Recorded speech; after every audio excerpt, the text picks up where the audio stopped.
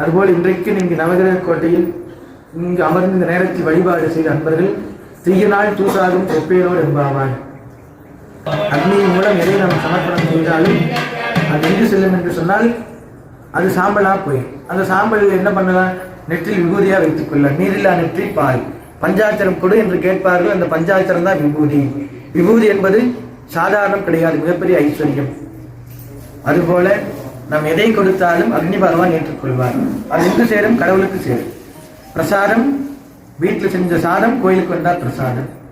வீட்டில் இருக்கின்ற நீர், ஜலம், நீர் எத்தனையோ பேர், ஆனால் கோயிலுக்கு வந்தால் தீர்த்த பிரசாதம்.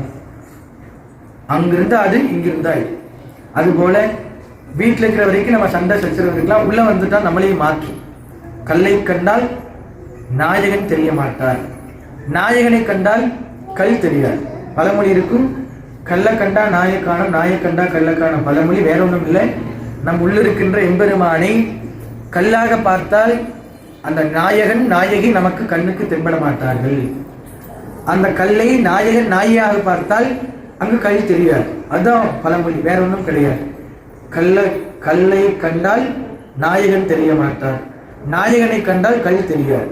ஆனால் உள்ளுக்குள்ள போனதுமே யார் எத்தனை பேர் இங்கே வந்தாலும், இந்த இதுக்குள்ள 1,00,000 பேர் சிவராத்திரிக்கு வந்தார்கள், உள்ள போனதையுமே அவங்களை மாற்றிட்டு. ஏன்னா இதுக்குள்ள இந்த கோயில் கட்டினது ஒரு மிகப்பெரிய ஒரு மகான் சித்தர் சிவலிங்கேஸ்வர சுவாமிகள்.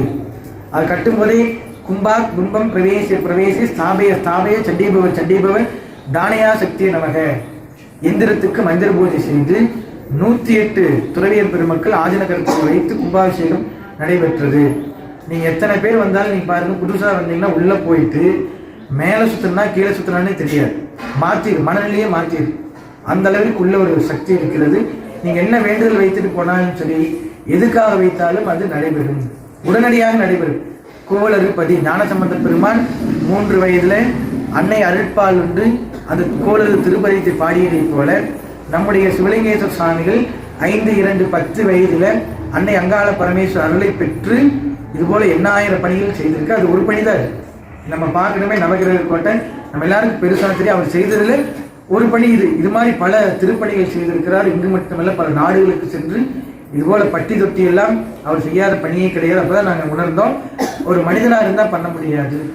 ஒரு மனிதனுடைய பூர்த்தி 60 வயது ஆனா தான் சஷ்டியாவது பூர்த்தி நடக்கும். நம்முடைய சாமிகள் சித்தி அடைந்து 2 வருஷம் ஆச்சு. வர 20 நாள் சாமியினுடைய அவதார நாள். அந்த நாளில் அவருக்கு என்ன வருது, அவர் பிறந்த இங்கிலீஷ் தேதியும் ஒன்னா வருது, தமிழ் தேதியும் ஒன்னா வருது, திதி நட்சத்திரம் நேர கிழமை எதுவுமே மாறல. 1969 அவருக்கு என்ன நடந்துச்சோ அது மறுபடியும் 57 வயசுக்குள் நடக்குதுன்னா அது மிகப்பெரிய பாக்கியம்.